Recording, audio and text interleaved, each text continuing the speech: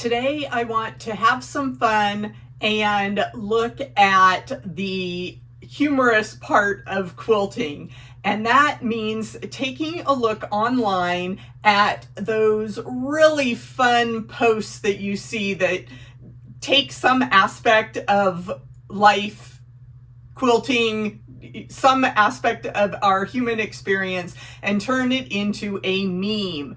Those are the easily recognizable pictures that have some funny, snarky little comment with them about something going on in the world. Last year, around the Super Bowl, everything was Taylor Swift and Travis Kelce, and there are so many fun examples of pop culture showing up in our online space. And I wanted to put the spotlight on quilting memes today. If you have a favorite, please share it online and tag True Blue Quilts so I can enjoy the humor as well. I always choose quilting over housework, and that's what makes some of these memes so fun and relatable. Now, the Some eCards website has been around for a long time, so you can find these kind of old-fashioned pen and ink drawings that fit with a lot of different captions, and this one is my favorite and very, very true in my house. The craft room isn't going to tidy itself, so let's just close the door. I hope you have a dedicated space that you can create in without worrying about making a mess. Another meme from the same website, so the same kind of black and white imagery and the house cleaning theme, that if I clean the house, it just gets dirty again. But if I make a quilt, it stays made. And I love that, which is certainly true. House cleaning is a never-ending task, especially if you live with another person. There always seems to be a mess to clean up. But it really is nice to take some time and enjoy a quilt project that has a ending point, and you have that sense of accomplishment, whether you make one block or a full quilt. Thinking about our crafting space and our ideal layout, if we were to remodel our houses, I think a lot of us would choose to enlarge the sewing room and perhaps minimize some of the other areas of the house. So this is a fun house plan layout meme that I've seen go around the internet several times. If you are an 80s kid like me, you definitely recognize the characters here from the classic movie, The Breakfast Club, one of my favorites. I've seen memes where they label each of the characters with different parts of town. So the Phoenix suburbs fit this meme, which is where I first saw it. That was so funny. And I decided to turn it into a quilting meme. So let me show you what I did with each of the characters. Starting with the ladies, of course, Ally Sheedy played the misfit Allison, and I labeled that applique, and that is totally a personal preference. I do not do much applique, so that's why she's the misfit in my cast, but I know there's lots of applique lovers out there, so no disrespect. And then we have the princess, Molly Ringwald's character, Claire, and I labeled her EPP, English paper piecing, because that is a very precise, kind of fussy category, which fits with her character. And now the men.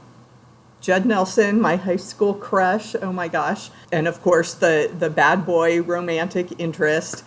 He gets the improv label. Don't have to follow the rules, just do what you want. And then we have Emilio Estevez, the jock, and I put pre-cuts with him, classic, easy going kind of character there. And then Anthony Michael Hall was the nerd, and that gets foundation paper piecing, FPP. Very kind of technical, very exact and things. So I thought those categories fit the characters of the Breakfast Club. Let me know what you think. Continuing with our movie imagery and a pop culture classic, you know, Harry Potter shows up everywhere. And this is a dramatic image and certainly something that quilters deal with when they are interacting with non-quilters. And people think that quilts are just a type of blanket, and they really aren't. I mean, blankets are one layer, you know, they may have a border around them, but quilts are the three layers, the patchwork top, the batting middle layer, and then the backing. So there is a definite difference there, and that is humorously portrayed by Harry Potter.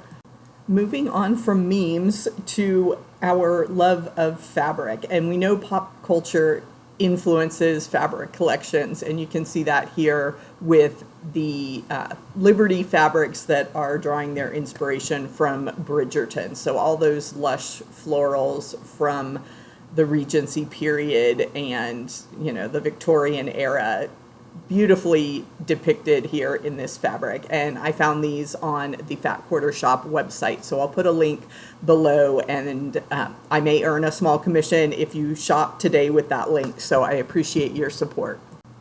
And if you are making a kids quilt, you may be looking for their favorite cartoon character. The Avengers are popular, all the Marvel comics, superheroes, and you can find licensed fabric. Camelot fabrics are a good source for cute prints with children's characters on them, so you can explore there. Again, this is a link to the Fat Quarter Shop. Wondering what to do with all of those cartoons and novelty prints? Make an I-Spy quilt, of course.